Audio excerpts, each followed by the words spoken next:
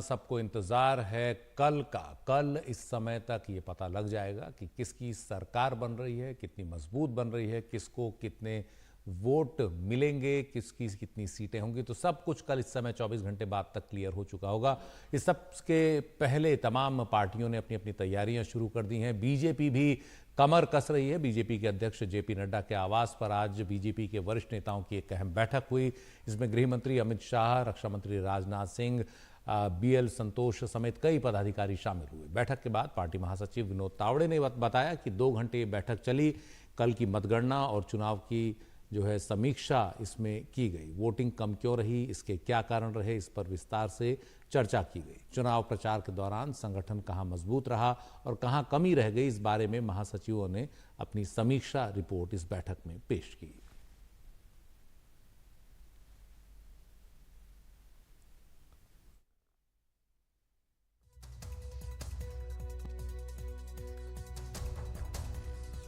जिस प्रकार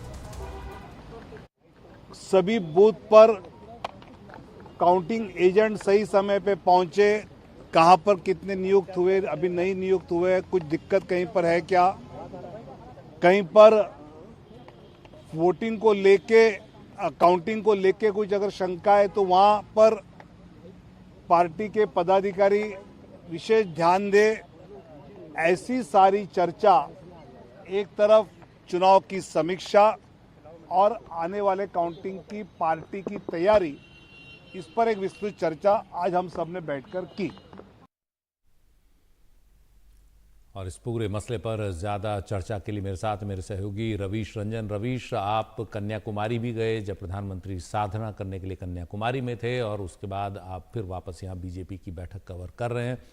क्या बीजेपी की तैयारियां हैं कल के नतीजों को देखते हुए, और क्या आज और समीक्षा बैठक में खास बातें हुई?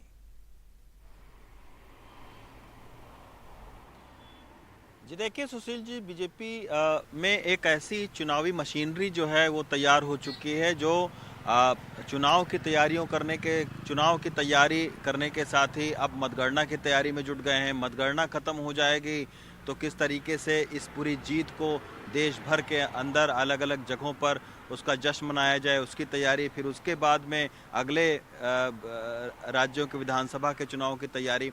तो लगातार बीजेपी पार्टी में लगातार जो है वो चुनाव और उससे जुड़ी गतिविधियां संचालित होती रहती हैं। खुद प्रधानमंत्री इसका कई बार जिक्र कर चुके हैं कि हम कभी भी चुनाव जीतने के बाद शांत नहीं बैठते हैं, बल्कि अगले चुनाव की तैयारी उसी वक्त से शुरू कर देते हैं। तो जेपी नड्डा के घर पर तकरीबन 2 घंटे से ज़्यादा वक्त तक ये बैठक चली। अमित शाह, राजनाथ सिंह, इसके अलावा जो बीएल संतोष हैं संगठन महामंत्री, वो मौजूद थे। और सबसे खास बात है कि चुनाव मैनेजमेंट से जुड़े 2 शख्स वहाँ पर मौजूद थे, अश्विनी वैष्णव और मांडविया जी। तो ये दोनों ही लोग जो है वो चुनाव मैनेजमेंट देखते रहे हैं कि कहाँ पर चुनाव प्रचार क्या हल्का हो रहा है, कहीं उसको ज़्यादा तेज करना है, कहीं सियासी आक्रामकता और ज़्यादा करनी है, डिजिटल प्लेटफॉर्म पर क्या चल रहा है। इन सब गतिविधियों से जुड़े हुए ये लोग रहे हुए हैं। तो आज ये लोग भी इस बैठक में मौजूद थे। तो उससे यही अंदाज़ा लगाया जा रहा है कि इस पूरे जो चुनाव प्रचार चला, काफ़ी मैराथन चुनाव प्रचार चला है, उसमें आखिर संगठन कहाँ कहाँ पर अच्छा उसने किया, कहाँ कहाँ पर सांगठनिक तौर पर कुछ लूपहोल्स नज़र आए।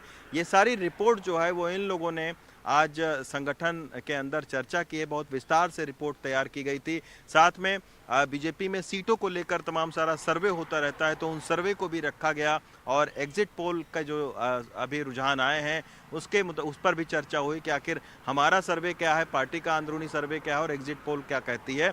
वो अलग अलग राज्यवार तरीके से चर्चा हुई। और कल जहां तक मतदान की बात है, तो मतगणना की बात है, तो मतगणना के बाद में किस तरीके का जश्न होगा। हालांकि विनोद तावड़े ने उस बारे में मना कर दिया कि उस पर कोई चर्चा नहीं हुई है, लेकिन ऐसा नहीं है। अंदर खाते पार्टी के कार्यकर्ताओं को ये जरूर संदेश है कि अगर कल के रिजल्ट उनके मन मुताबिक होते हैं, तो आप देखिएगा कि कार्यकर्ताओं का जो हुजूम है वो कल दिल्ली की सड़कों पर दिखेगा। क्योंकि आमतौर पर ऐसा होता है कि प्रधानमंत्री अगर पक्ष में आते हैं रिजल्ट, तो प्रधानमंत्री खुद बीजेपी मुख्यालय जाते हैं शाम को। अब ये इस बात पर चर्चा है, गर्मी ज़्यादा पड़ रही है, कहाँ पर जश्न हो, भारत मंडपम में हो जश्न, या फिर बीजेपी के मुख्यालय में जैसा होता है वैसा हो, क्योंकि इस बार लग ये रहा है कि कार्यकर्ता बहुत ज़्यादा तादाद में आएंगे।